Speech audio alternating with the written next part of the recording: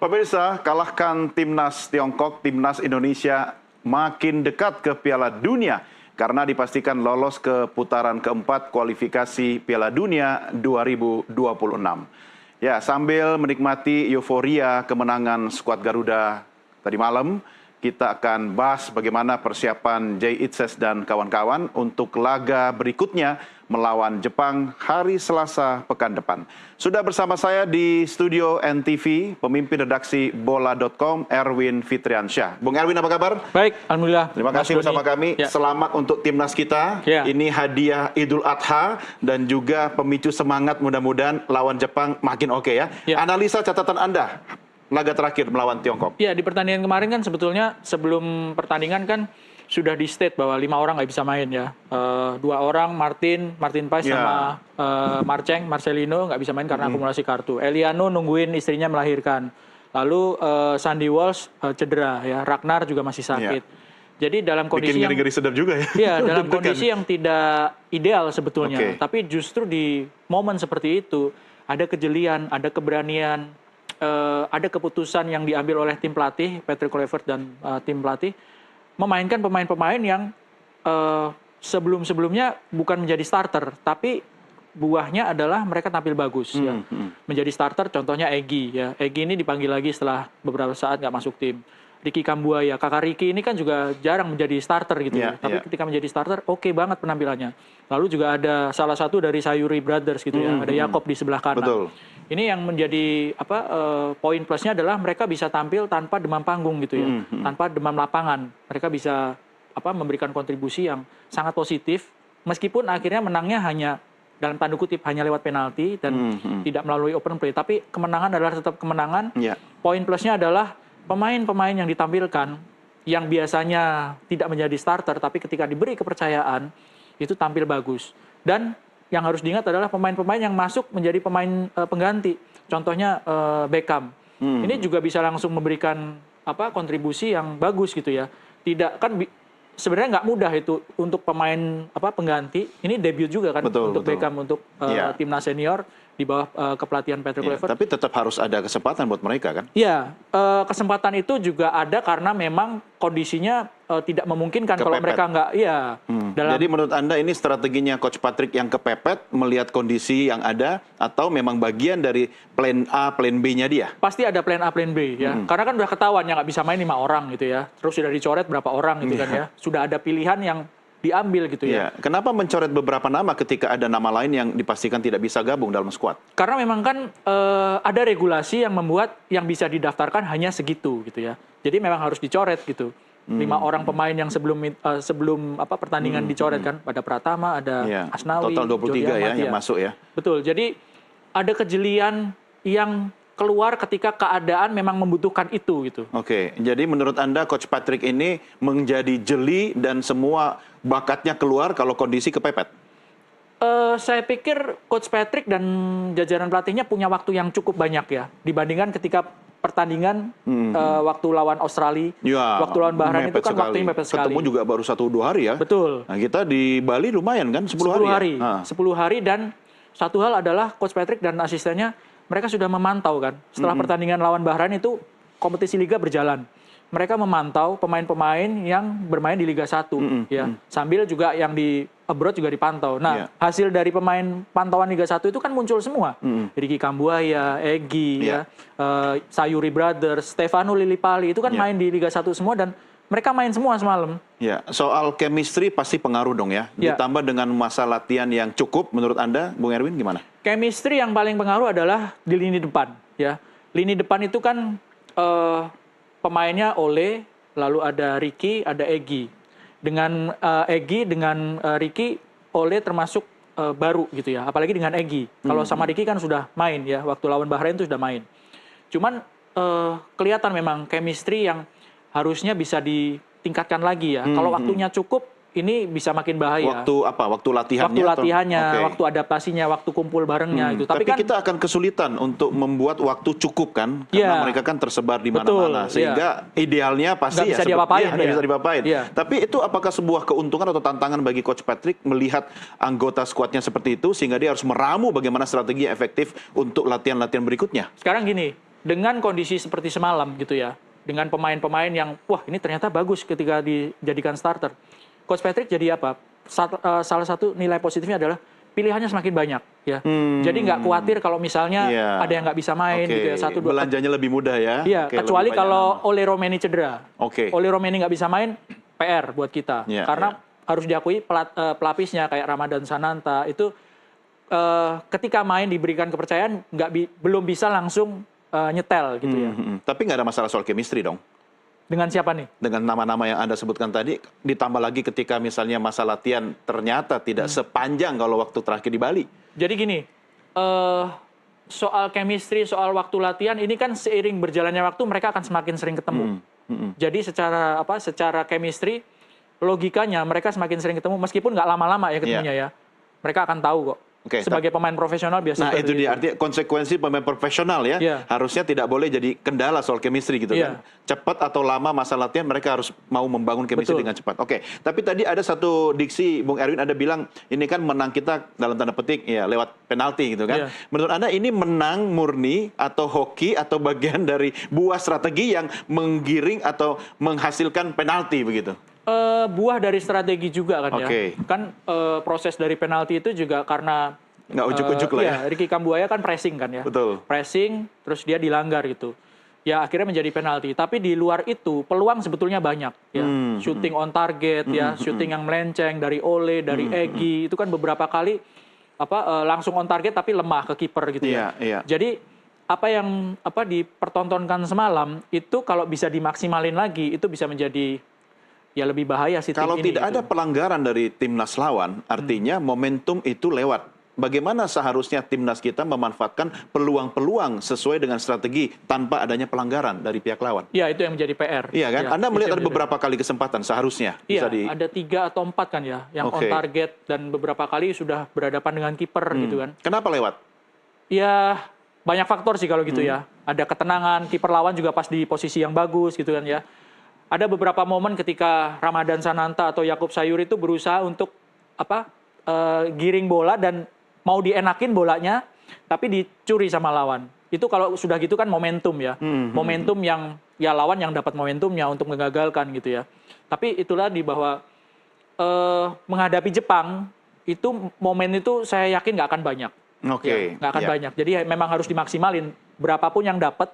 Setengah peluang pun harus bisa jadi gol, istilahnya seperti itu. Iya, nggak boleh ada yang mubazir ya. Tapi kalau kita lihat kedisiplinan pemain antara timnas Garuda dengan timnas lawan Tiongkok, mereka kan sama disiplinnya dengan kita. Artinya tidak boleh kita ada estimate mereka. Tapi apa yang membuat satu faktor kemudian kita di atas mereka semalam? Disiplin itu kalau menurut saya lini belakang terutama ya, itu sangat luar biasa ya. Dan kehadiran Emil Audero, ini kan debut juga dia. Betul. Dia bisa mengatasi beban sebagai pemain baru. Dia bisa menjalin kerjasama terutama dengan 3 orang back di depannya. Ada Jay, ada Rizky, sama Justin. Belum lagi tekanan publik ya. Berat sekali sebenarnya. Kan itu ditonton sama banyak orang dan itu kan bisa 2 sisi mata uang. Kontrol emosi bagus, ketenangan. Iya, antara termotivasi atau malah down gitu ya. Ditonton oleh puluhan ribu orang seperti itu. Ya, bahkan ditambah Presiden Republik Indonesia ada di stadion. Betul. Jadi salah satu faktor yang membuat Indonesia menang semalam adalah kedisiplinan ya, kedisiplinan. Karena possession kalah loh Indonesia itu semalam. Kalah tipis ya, sekitar 55-45 gitu. China lebih banyak memegang possession gitu. Soal tekanan itu kita kalau dengar statementnya Ole Romeni gitu ya. Ketika dia mendapatkan kesempatan untuk penalti, yang kepikiran siapa? Ibu saya yang lagi nonton itu juga pasti lagi stres banget gitu kan ya. Dan dia mengakui bahwa mengambil algojo penalti itu nggak mudah karena apa? Dia pernah mengalami hal itu ketika Indonesia dapat penalti di Australia. Yang ambil Kevin Dix gagal gitu. Itu saya sih semalam kepikiran ini Ole pasti kepikiran Kevin Dix gagal gitu karena peluang penalti ini kan nggak mudah untuk didapatkan gitu. Tapi kata kuncinya betul seperti yang Anda katakan tadi Bung Erwin, doa ibu sepanjang jalan, termasuk sepanjang lapangan GBK. Oke, baik, Bu Erwin, kita rehat sejenak. Kita lanjutkan diskusi kita di segmen berikutnya. Saatnya sekarang sudah masuk waktu maghrib untuk Jakarta dan sekitarnya. Pemirsa, kami segera kembali sesaat lagi. Terima kasih masih bersama kami dalam NTV Prime Dialogue. Saya Doni De Kaiser. Usai menang dari Timnas Tiongkok, para pemain Timnas Indonesia dalam kondisi fit dan siap terbang ke Jepang. Esok, Timnas Garuda melawan tuan rumah di laga terakhir putaran ketiga kualifikasi Piala Dunia 2026 zona Asia Selasa pekan depan. Me, of course, I'm really excited for tomorrow. Alhamdulillah fit. Tadi pagi sektim sama dokter tim tadi ada melaporkan ke saya bahwa anak-anak dalam keadaan yang baik aja. Ini jelang kan 4 hari lagi ya Pak lawan Jepang kan. Ini persiapannya seperti apa nih? Ya seperti biasa kita serahkan semuanya kepada tim pelatih. Saya hanya monitor di tim kesehatan sama fisio dan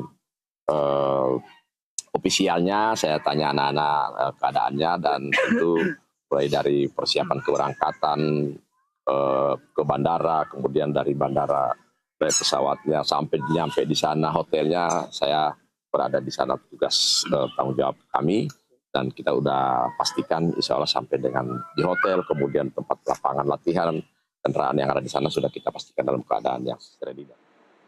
Saya masih berdiskusi dengan pemretbola.com, Erwin Fitriansyah. Bung Erwin, Ya. Jepang nih, besok kita berangkat. Ya, apa yang harus diantisipasi Timnas Garuda melawan Jepang? Bukan kaleng-kaleng juga loh. Iya, Jepang ini kan memastikan lolos ya sebelum pertandingan terakhir grup, mereka sudah pasti lolos. Mereka kemarin kalah dari Australia dan pemain-pemain yang diturunkan oleh pelatih Jepang ini pemain lapis keduanya gitu. Cuman kan Australia juga nggak menang dengan mudah, menangnya 1-0 dan di menit-menit akhir gitu. Jadi besar kemungkinan memang Jepang kembali menurunkan pemain cadangan atau karena pemain-pemain cadangan atau lapis keduanya sudah main kemarin, justru di pertandingan terakhir yang main pemain utamanya gitu. Lebih berat. Iya, ada kemungkinan juga seperti itu gitu ya. Jadi ada kemungkinan, dua kemungkinan, tapi yang jelas baik lapis pertama atau lapis keduanya Jepang itu ya pasti berat gitu ya. Pemain lapis keduanya itu kan juga pasti pengen untuk menunjukkan skill kemampuannya supaya dipilih terus. Iya. Mereka udah pasti main di Piala Dunia gitu kan ya, udah tiketnya udah dapat. Pemain lapis keduanya kan pasti pengen nyundul pemain lapis pertamanya supaya bisa dipakai terus. Yeah. Jadi yang menjadi lawan adalah ini lawan yang berat, siapapun yang akan main gitu ya. Dan Meski dia kalah sama Australia kemarin. iya, kita harus akui bahwa Indonesia itu ya levelnya ketika main di Jakarta kalahnya 0-4 ya. Harus bermain di Jepang dalam kondisi Jepang sudah lolos, sudah pasti tanpa beban gitu kan ya. Dan kalau yang dimainkan pemain lapis keduanya juga mereka nggak akan main-main juga pemain lapis kedua. Kalau mereka mainnya seadanya dicoret. Tapi dari perspektif Jepang sendiri memandang timnas kita seperti apa sih?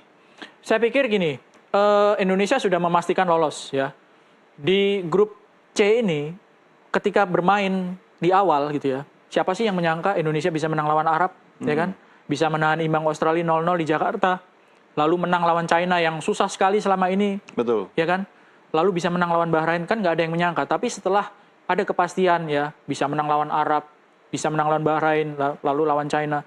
Ya Indonesia juga nggak bisa diremehkan ya, terutama di level Asia. Siapapun yang sudah lolos gitu ya, ke babak keempat, yang sudah lolos ke Piala Dunia ataupun yang lolos ke babak keempat, itu pasti tim yang sudah teruji dan tangguh gitu. Yeah. Saya pikir ya Jepang juga nggak akan berani anggap remeh gitu ya. Dan mereka sudah memantau laga semalam ya. Kita lawan Tiongkok, artinya dengan mereka keker nih pemain-pemain timnas Garuda kita, mereka juga pasti sudah menyiapkan strategi.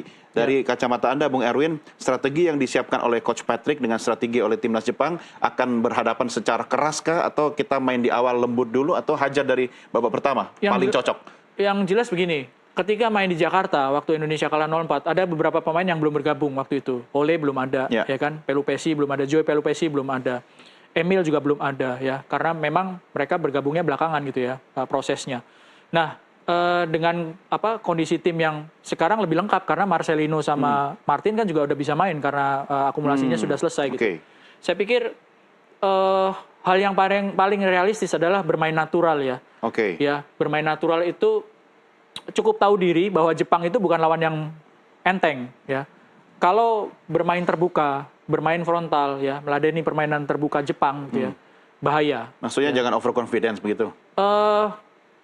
Bermain seperti natural, seperti main kemampuan ya, bermain lepas ya, sesuai dengan kemampuan, sesuai dengan porsi ya. Kalau menurut saya itu hal yang paling bijak sih. Tapi kan itu juga laga harus menang kan? kita kan udah lolos. Jadi kalaupun kalah pun sebetulnya nggak mempengaruhi kelolosan itu. Betul, kan? tapi mempengaruhi mentalitas pemain nggak kira-kira soal kalah atau menang dengan Jepang nanti? Kalau kalahnya banyak, ada pengaruhnya. Pasti ada pengaruhnya. Jangan. Kalau misalnya kalah ya. Iya. Kalau misalnya bisa seri itu luar biasa. Oke. Apalagi Artinya, menang. seri itu sama dengan menang atau menang lebih bagus? Menang lebih bagus. Menang lebih bagus. Tapi itu kan berat. Sekali lagi harus realistis, harus tetap membumi lah ya. Ya, yang dihadapi ini Jepang. Cuma gini, menghadapi Jepang dengan kondisi Indonesia juga ada pasti lolos ke babak keempat. Itu kan banyak opsi yang bisa diambil oleh Coach Patrick.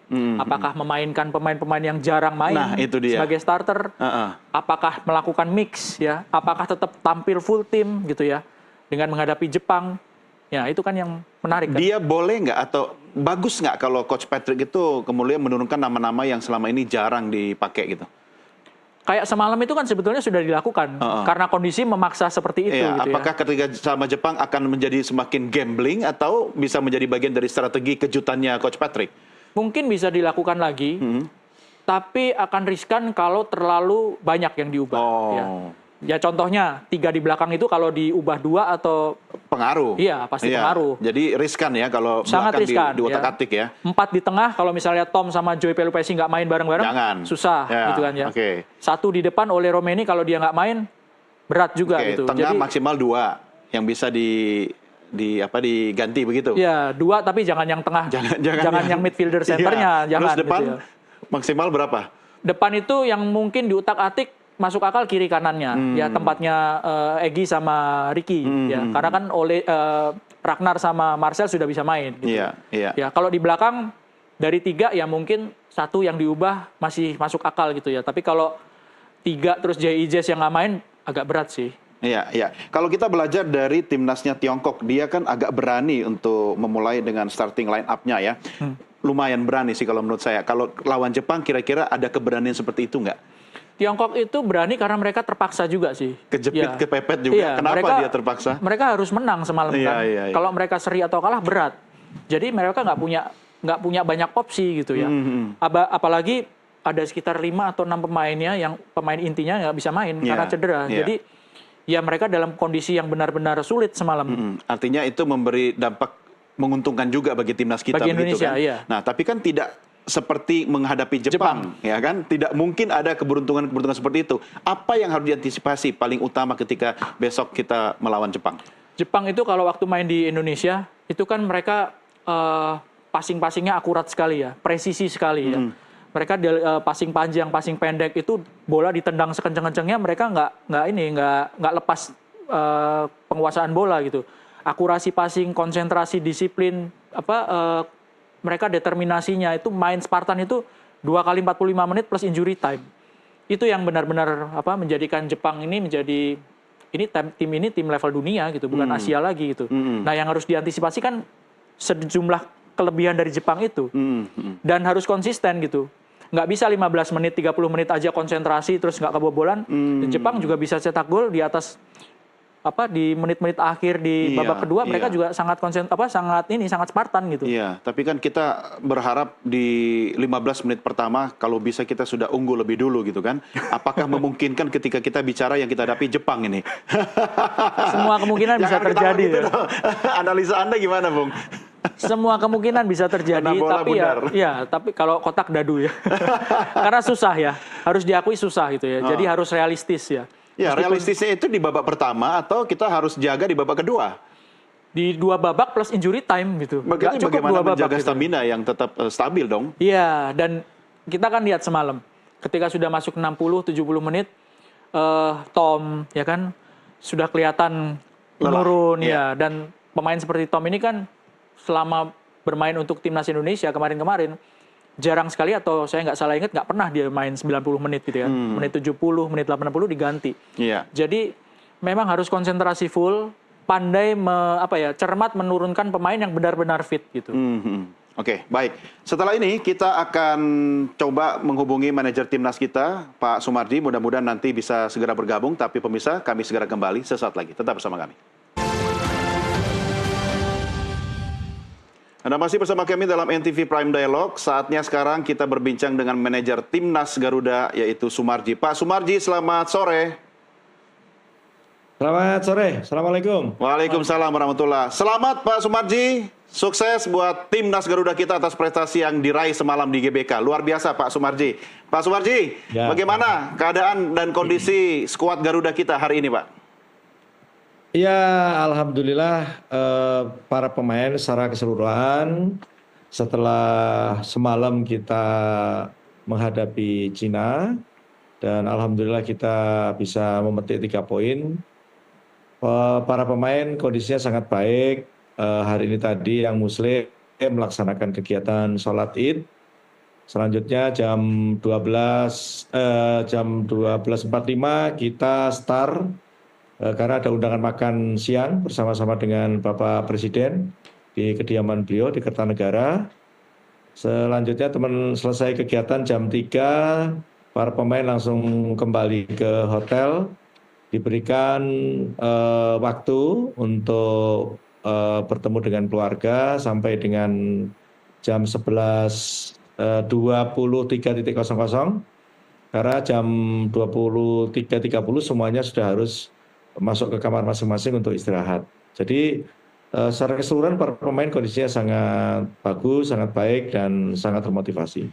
Wajah-wajah pemain juga secerah wajahnya Pak Sumarji, apalagi makan siang nyanyi-nyanyi dengan Presiden Prabowo. Yang lebih happy lagi waktu di bus itu dapat jam tangan Rolex tuh. Pak Marji mana jamnya nggak dipakai tuh?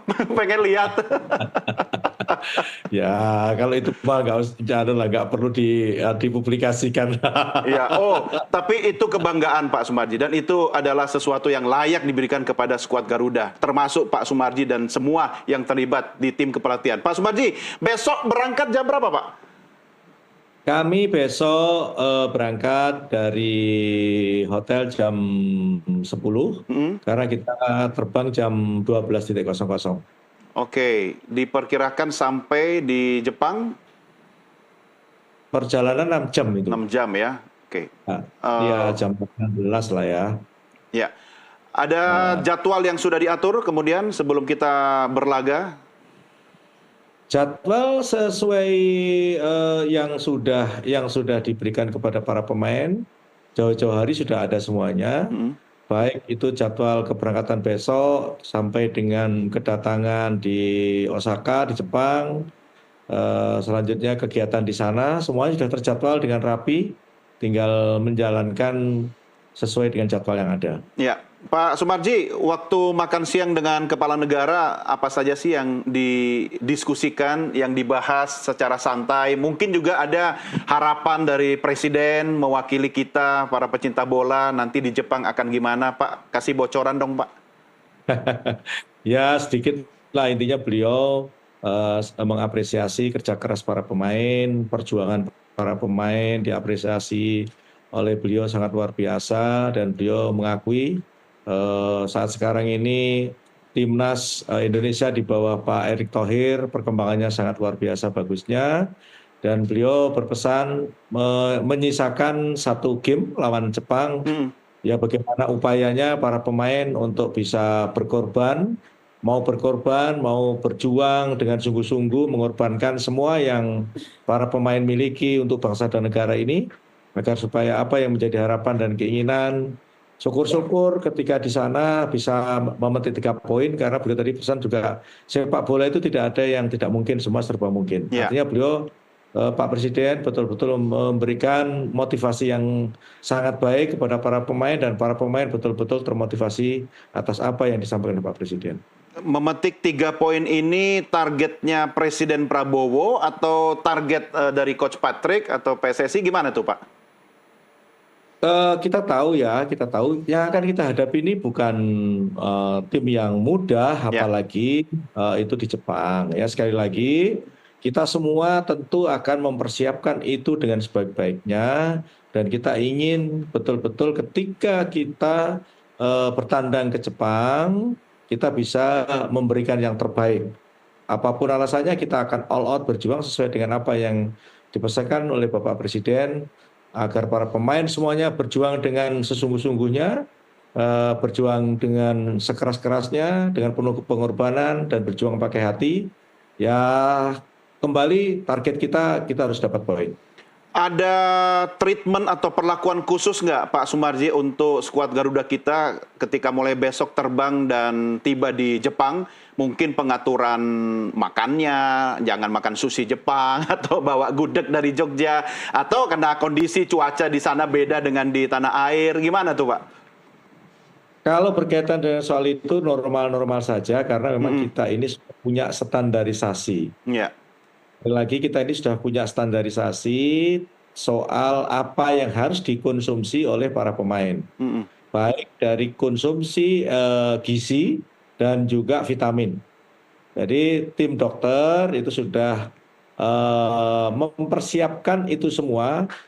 Ketika kita mau bertanding ke Jepang, maka tim dokter sudah koordinasi dengan chef yang ada di sana, di hotel, di mana tempat kita bermalam. Nah, chef nanti akan koordinasi, dokter akan koordinasi dengan chef. Jadi nanti apa-apa yang boleh dimasak, apa-apa yang boleh disajikan, dan apa-apa yang boleh dimakan, itu semuanya tim dokter sudah mengirim list ke sana. Ya, Nanti tidak akan banyak berubah sesuai dengan pesanan kita. Ya, supporter kita di Jepang gimana Pak? Setahu saya sampai dengan saat ini banyak sekali yang menanyakan berkaitan dengan soal tiketing.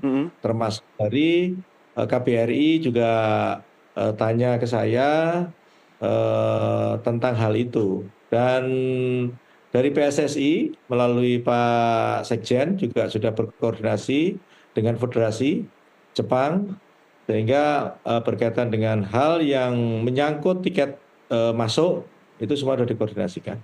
Oke. Untuk tuan rumah putaran keempat sendiri, Pak Sumarji, apa sudah dapat bocoran? Kira-kira yang jadi tuan rumah Arab Saudi atau Qatar, Pak? Belum. Kita kan nanti kan kita juga sama-sama ngajukan bidding. Kita nanti ikut tergantung aja. Ya, tergantung saja. Nanti kan pasti akan ada drawing itu. Ya. Drawing ulang. Ya, kita tunggulah nanti. Kita tunggu saja. Jakarta dong, Pak, tuan rumah. Waduh, kalau bisa senang sekali tuh. Oke. Pak Sumarji, dan di studio juga ada Bung Erwin Fitriansyah, pemretbola.com. Bung Erwin, nanti kalau mau ngobrol sama Pak Sumarji juga bisa. Tapi saya ajak Anda berdua, kita lihat dulu tayangan grafis berikut ini. Lawan-lawan atau calon-calon lawan yang akan dihadapi oleh timnas Garuda kita. Kalau di grup A kita lihat ini ada Uni Emirat Arab, kemudian Qatar. Ya. Dari grup B ada Irak, ada Oman, dan Palestina. Nah, Bung Erwin, apa yang bisa Anda sampaikan soal calon lawan kita ini? Ya, ini nggak ada yang mudah lawannya. Dan lawan-lawannya ini kan dari negara-negara Asia Barat. Faktor non-teknis ini juga harus benar-benar diwaspadai. Faktor non-teknis ya? Karena seperti kita tahu, biasanya mereka memanfaatkan faktor non-teknis itu. Drama-drama begitu? Betul, dan beberapa kali kan Indonesia pernah menghadapi tim dengan drama seperti Bahrain, Qatar ya.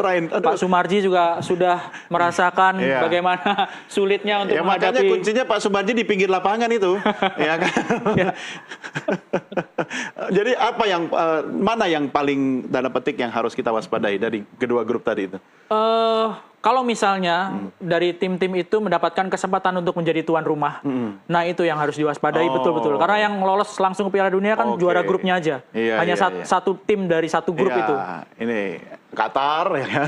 Arab, kemudian Irak, Oman, dan Palestina. Ada Arab Saudi juga kan. Arab Saudi, kemungkinan kita nggak akan satu grup lagi sama Arab Saudi. Karena kan di babak penyisihan sudah. Ini baru kemungkinan gitu. Jadi Qatar lah ya. Ya. Kemungkinan yang besar Qatar. Ya, mudah-mudahan Indonesia ya, biar Pak Marji juga senang kan. Pak Marji sendiri komentarnya terhadap calon lawan yang akan kita hadapi ini seperti apa, Pak? Ya, kita semua tahu di grup A, B, kita tahu negara-negara mana yang selama ini memang jadi langganan tuan rumah, salah satu contoh Qatar. Ya. Dan apa yang disampaikan oleh Mas Erwin tadi sebenarnya juga sudah sering kami alami gitu. Baik di kualifikasi Piala Asia, terus kualifikasi Olimpiade dan lain sebagainya, kan itu sudah sering ini. Ya, kembali lagi memang non teknis itu jadi hal terpenting, tetapi kembali lagi timnas kita saat sekarang ini sudah banyak berubah, tidak seperti dahulu-dahulu kala, sehingga kita akan tetap berpikir positif saja, ya, berpikir positif berkaitan dengan soal menyiapkan pemain ini untuk menghadapi round 4 siapapun yang jadi tuan rumah tentu kita akan siap, dan ya harapan kami ya kalau bisa ya di Indonesia lah kalau bisa. Jadi kita Amin. Ya. itu. Ya mau di Indonesia mau di luar Pak Sumarji, saya mau lihat wajahnya di pinggir lapangan Pak. Iya, iya. Bung Erwin, biar kita bisa di tuan rumah gimana? Apa syarat yang harus dipenuhi nih? Harus meyakinkan. Meyakinkan. Ya, harus meyakinkan. Apa itu ciri-ciri atau indikator meyakinkan? Infrastruktur, ya, keamanan itu kita harus, Oke. terutama Infrastruktur keamanan. oke. Ya. Keamanan Soal bisa keamanan lah. yang, ya, soal keamanan itu benar-benar harus diyakinkan Oke. bahwa di Jakarta atau dimanapun di Indonesia itu benar-benar aman. Karena itu krusial sekali menurut saya. Karena kalau infrastruktur Indonesia nggak kalah sama negara Nggak lain. kalah, ya. Ya. Oke, dan kedua aspek itu seharusnya membuat kita bisa bersaing dengan negara lain dong ya untuk jadi tuan rumah ya. Harusnya bisa. Ya. Perlu Harusnya ada bisa. perlakuan khusus nggak ke apa istilahnya dari kita kemudian sampai akhirnya mendapatkan peluang yang lebih besar ya, meski kan semua nanti ditentukan oleh bola itu kan. Ya, Indonesia itu baik kok sebenarnya. Bahkan kadang-kadang Indonesia diperlakukan nggak baik di luar, tapi di sini kita tetap baik gitu. Oke, tuan rumah yang baik. Tuan rumah yang baik gitu. Supporter yang baik juga. Supporter yang baik, mudah-mudahan ya bisa terjaga terus gitu. Ya, image itu Anda lihat nggak tercermin dalam laga terakhir semalam? Semalam karena menang, jadi tensinya juga nggak terlalu Karena menang. membahayakan Ya, gitu tapi ya. sebelum mulai laga kan kedisiplinan, kemudian bagaimana attitude supporter itu kan juga menjadi indikator. Gimana, Bung? Ada juga upaya dari Panpel, dari PSSI yang membuat pertandingan, suasana pertandingan sebelum pertandingan itu juga sudah dikondisikan dalam keadaan yang kondusif gitu kan ya. Kan banyak yang dilakukan kan. Ada pengamanan dari ring 1, ring 2, ring 3, masuk ke stadion juga harus pakai face detector gitu kan. Jadi memang pengamanannya juga sudah maksimal. Iya, gitu. ini Pak Marji yang bisa menjawab soal aspek keamanan. Gimana Pak Sumarji? Ya, ya. Jadi begini, kaitannya dengan soal keamanan kemarin ya, ini sebenarnya bukan tugas saya, kan tugas saya membawa tim. Tetapi sekilas kemarin saya juga mengamati dari pihak keamanan itu semuanya berjalan dengan baik ya, sesuai dengan rencana awal. Saya ngambil contoh kecil saja, Ya. kaitannya dengan membentangkan spanduk dari tim lawan ya. Dibandingkan dengan kita ketika kita away ke Cina, ini berbanding terbalik nih, 100% derajat di berbaliknya, Ya. 180 derajat. Kalau kita jangankan bentangkan spanduk, kita baru mau saja udah langsung diteriaki, jangan, gitu, nggak Iya. boleh. Tapi di kita kan dengan kebesaran hati kita semuanya dibentangkan, dan kita pun juga ya tidak protes juga. Saya pun juga hanya menyampaikan, oh kok berbeda ya. Tapi ya sudah, inilah kebesaran negara kita, menerima semua orang, menerima semuanya dengan lapang dada, dan kita berbaik hati, tidak mempermasalahkan dan tidak mempersoalkan itu. Ya, Pak Sumarji, kalau bicara menghadapi lawan Jepang kan ada aspek non teknis yang kita hadapi. Tapi biar kita bisa jadi tuan rumah juga ada aspek non teknisnya ya. Kira-kira seperti apa itu aspek non teknis yang mungkin bisa kita perjuangkan dari sekarang nih, Pak?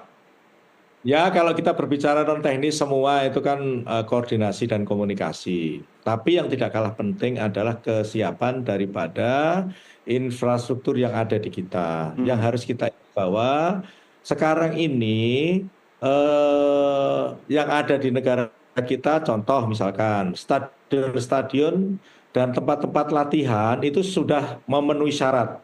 Sangat baik semuanya. Jadi tidak ada kata tidak menyampaikan kalau Indonesia tidak layak. Indonesia sudah sangat-sangat layak untuk jadi tuan rumah di event-event besar seperti RON 4 nanti. Ya. Koordinasi yang Pak Sumarji maksudkan tadi itu harus dilakukan oleh PSSI kah atau via pemerintah dalam hal ini kementerian atau apa, Pak?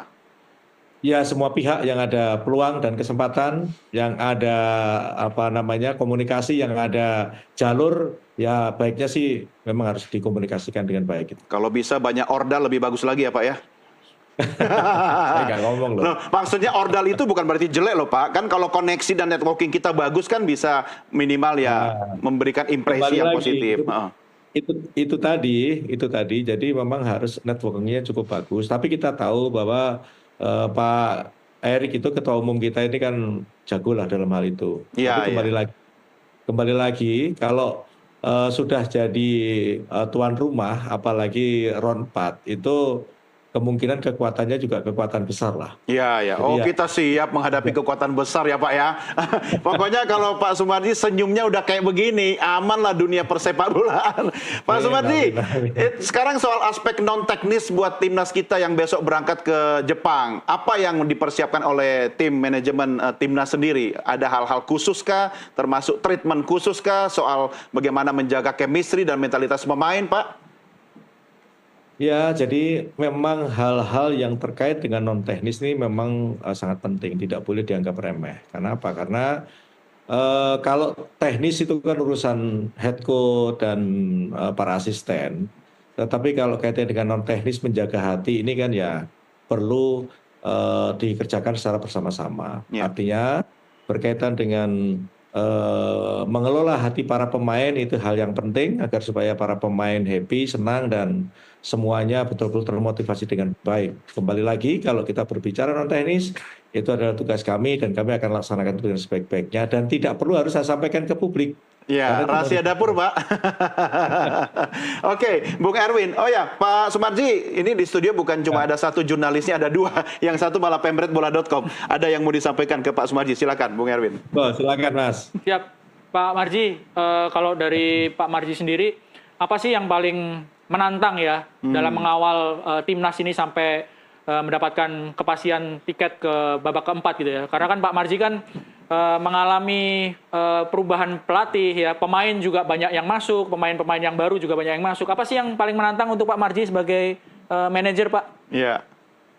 Mas, tadi saya bilang kaitannya dengan non teknis itu sangat penting, menjaga hati para pemain. Kita tahu pemain ini kan levelnya masing-masing itu berbeda-beda. Ada pemain yang levelnya bintang, ada pemain yang levelnya biasa-biasa, ada yang pemain yang levelnya setengah bintang dan lain-lain. Di samping itu juga kan di tim ini kan berbagai macam kepentingan dalam arti otak masing-masing berbeda-beda kemauan. Iya. Nah ini yang harus dijadikan satu kekuatan untuk menguatkan tim ini tetap solid, tetap utuh dan tetap satu tujuan menuju ke Piala Dunia. Ini yang harus kita lakukan. Tetapi kembali lagi tantangan terbesarnya adalah bagaimana kita bisa mengelola hati para pemain. Tidak bisa contoh misalkan kita ini harus hanya dekat dengan para pemain, tidak bisa. Tidak bisa kita hanya dekat dengan pelatih, tidak bisa. Tidak bisa kita hanya dekat dengan official, tidak bisa. Jadi semuanya harus dikelola dengan baik hatinya dan kita niatkan satu tekad, satu tujuan untuk menuju sampai ke Piala Dunia, seperti itu. Ya, kalau statementnya Pak Sumarji tadi, Bung Erwin, saya jadi sebenarnya bisa tahu loh lagu kesukaannya Pak Sumarji apa? Jagalah hati para skuad timnas asik. Itulah mungkin sebabnya ya Pak Sumarji itu tangannya dingin karena nangani polisi ya, sebagai polisi nangani apa aja bisa. Tapi yang penting tadi Pak Sumarji, ini soal hati ini kan mengukurnya ini kan nggak ada alat ukur yang sangat presisi gitu kan, sehingga butuh skill tersendiri. Saya pinjam statementnya Bung Erwin tadi, karena Pak Sumarji melalui berbagai fase dari pelatih A, B, dan C, para pemain timnas, ada yang bintang, setengah bintang, tapi bagi kami semua mereka bintang. Apa sih, ini pertanyaan khusus ke pribadinya Pak Sumarji, tidak mewakili timnas ya. Apa resepnya Pak Sumarji? Anda juga pasti harus bisa jaga hati sendiri dong, sebelum menjaga hati para pemain. Tolong di-share kepada seluruh penonton Nusantara TV, Pak. Satu kata, ikhlas, menerima semuanya. Luar biasa. Itu satu kata mudah diucapkan Pak, tapi menjalankannya saya yakin sangat berat. Benar ya Pak ya? Betul. Kenapa Bapak masih tetap bisa ikhlas dan menjalankan secara istiqomah Pak? Apa resepnya? Ya tujuannya satu, ini kan bukan untuk kepentingan saya, itu kepentingan negara. Kalau negara sudah memanggil kan ya kepentingan apapun saya tinggalkan. Ya itu tadi, kalau sudah kepentingan negara ya saya harus ikhlaskan semuanya. Perasaan tidak suka, perasaan marah itu harus hilang semua. Ya sudah, kita terima itu semua. Pokoknya intinya satu tujuannya, ikhlas menerima semuanya supaya anak-anak semuanya baik, tim ini baik. Itu yang penting. Karena kalau tanpa itu susah akan bisa mewujudkan ini semua. Memang tadi disampaikan, perlu saya singgung sedikit. Bagaimana ya perpindahan atau bagaimana transisi antara pelatih yang sudah 5 tahun ke pelatih Coach Patrick. Ya. Itu kalau kita nggak punya kekuatan hati yang teguh, ya ikut arus. Ya. Tapi kan ya tidak bisa, ini kepentingan negara kok. Tapi semuanya kita harus bisa berdiri dengan hati kita sendiri, dengan diri kita sendiri, tujuannya apa. Kembali lagi, ego-ego semua ditinggalkan dan kita hanya cuma satu tujuan. Kalau untuk negara nggak bisa kita terus wah ini maunya saya begini, maunya saya nggak bisa. Ya. Kalau yang paling nyebelin dalam ngurusi timnas apa tuh Pak? Nah, semuanya baik kok, tidak ada yang nyebelin. Cukup saya pendam dalam hati dan saya jadikan catatan perjalanan hidup saya. Weh, berarti Selama ngurus timnas. nanti kita tinggal tunggu memoir atau bukunya Pak Sumarji nih ya. Kalau sudah terbit, wawancara pertama di Nusantara TV ya Pak ya.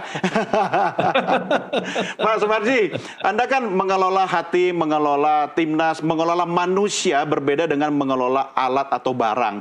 Sehingga tentu ada strategi khusus yang juga harus adaptif begitu kan? Apakah itu merupakan sebuah proses atau Anda bisa bentuk jadi sebuah sistem tinggal Anda implementasikan dalam laga yang berbeda-beda atau ada sentuhan lain di luar itu Pak? Begini, kebetulan mohon maaf nih, saya ini kan hidup di lingkungan organisasi saya ini kan ditata sedemikian rupa, ada sekolahnya. Ya. Bahkan kalau saya ini kan dididik dari sekolah yang paling bawah. Dari sekolah, itulah yang saya terapkan dan itu saya terapkan ketika saya di organisasi saya. Nah, ketika saya bawa timnas tinggal itu saya terapkan yang baik-baik, yang tidak baik ya saya tinggalkan. Jadi sebenarnya kalau ditanya ya itu tadi jawaban saya. Oke, dari Pak Sumarji sendiri, apakah ada ekspektasi khusus terhadap anak-anak asuh Anda ketika besok melawan Jepang, Pak? Saya tidak menanyakan soal target atau skor. Apa yang dari Pak Sumarji sendiri? Iya. Jadi secara keseluruhan saya berbicara kepada para pemain tadi pun juga pagi sarapan kita masih ya coba ngobrol sama anak-anak. Jadi intinya memang semuanya tujuannya itu sama, ya tujuannya sama. Mereka juga kepingin karena dia lagi boleh dikatakan motivasinya lagi tinggi gitu. Betul. Jadi mereka betul-betul juga kepingin membuktikan, kita akan buktikan lagi gitu. Jadi kalau ditanya soal tadi, ini bukan bicara target loh ya, Ya. bukan bicara target ya, tetapi kalau dari pengakuan dan keinginan dari hatinya para pemain semuanya, ya mereka ingin membuktikan yang terbaik di tanggal 10 nanti. Oke, kalau begitu sekarang harus jawab. Skornya berapa menurut Pak Sumarji? Indonesia lawan Jepang. Saya dari dulu tidak pernah menyebutkan skor. Sekali-sekali lah Pak. Tidak pernah saya mau. Paling susah nih nanya Pak Sumarji soal skor nih. Ya kan, coba dari dulu siapapun nanya ke saya kan nggak pernah nanya. Nanya strategi saya tidak pernah mau ngomong, nanya skor saya tidak pernah mau ngomong. Yang penting pokoknya poin gitu aja. Itu yang membuktikan konsistensinya Pak Sumarji dan ketulusan. Karena bertemu di layar sama bertemu aslinya di luar sama persis ya, tetap konsisten dan suportif. Oke, Pak Sumarji, saya ke Bung Erwin dulu, jangan kemana-mana ya. Saya mau minta catatannya Bung Erwin, biar nanti sama-sama dengan Pak Sumarji harus ada sinergi antara kita yang di tanah air sama yang di Jepang, biar sama-sama mendukung timnas. Apa yang bisa Anda sampaikan biar bisa mencapai hasil yang maksimal? Ya, dengan kepastian sudah lolos ke babak keempat, ya harapannya tentu timnas bisa bermain lepas ya. Bisa bermain dengan maksimal karena kesempatan untuk menghadapi Jepang itu kan bukan kesempatan yang sering didapatkan gitu ya. Betul. Jadi pengalaman tentu harus bisa dimanfaatkan secara maksimal dan harapan saya untuk Pak Sumarji, Pak, semoga sehat-sehat Pak. Karena tanggung jawabnya besar ya, yang dipikirin banyak orang dan tujuannya ini untuk tujuan negara seperti Bapak bilang. Faktor non teknis yang Bapak kelola itu nggak lebih mudah dibandingkan dengan faktor teknis, sama-sama susahnya. Jadi harapan saya semoga sehat, sukses terus Pak. Amin. Dan buat Pak Sumarji, apa yang Bapak bisa sampaikan buat seluruh penonton dan supporter timnas kita di tanah air? Baik, terima kasih. Sedikit nih saya juga akan sampaikan, pertama saya mengucapkan terima kasih kepada Coach Patrick Kluivert dan para asisten ya. Ini momen saya sampaikan kenapa? Karena sudah bisa memberikan rasa percaya lebih kepada para pemain yang dari liga kita, Liga 1, dan itu bentuk daripada perubahan yang sangat luar biasa dan kami semua apresiasi, kami bangga semuanya dan semuanya bisa menerima di tim, kondisinya sangat-sangat baik saat sekarang ini. Yang terakhir yang perlu saya sampaikan adalah mohon kiranya seluruh masyarakat untuk bisa mendukung keberadaan timnas saat sekarang ini, apalagi kita nanti akan menghadapi Jepang. Kita tahu Jepang sangat sulit, tetapi semua tidak ada yang tidak mungkin. Semuanya serba mungkin, dan kalau kita berbuat dan berjuang dengan sungguh-sungguh, insya Allah juga akan bisa mendapatkan hasil sesuai dengan apa yang kita perjuangkan. Baik, amin. Pokoknya kita dukung timnas Garuda kita. Pak Sumarji, terima kasih sudah bersama kami. Bung Erwin, terima kasih sudah bersama kami. Jangan lupa penonton dimanapun berada, berikan dukungan, energi, semangat positif Anda untuk timnas Garuda kita yang besok akan berangkat ke Jepang. Semangat Garuda! Ya, jangan lupa. Merah putih. Oke, terima kasih. Dan pemirsa, kami segera kembali sesaat lagi. Tetap bersama NTV Prime.